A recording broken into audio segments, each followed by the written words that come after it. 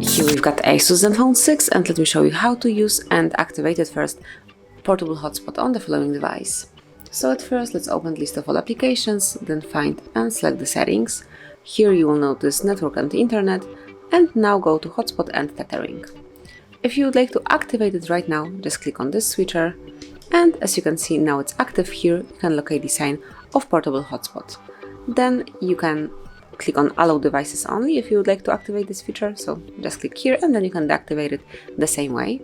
If you would like to share your network through the QR code, just click on QR code Network Access, just click on it, and other device can smoothly scan this code to connect with your network, and then turn it off just by tapping on Wi-Fi hotspot. And if you would like to activate it quickly, you can smoothly slide down the upper bar, and here you've got the hotspot icon. Click on it, and as you can see now it's active. Here you will see the detailed information about the current users of your network, and then you can turn it off the same way by tapping. So this is it. This is how you can activate and deactivate Portable Hotspot on your ASUS Zenfone 6. Enjoy it and share your network with your friends. Thank you for watching. Please subscribe our channel and leave the thumbs up.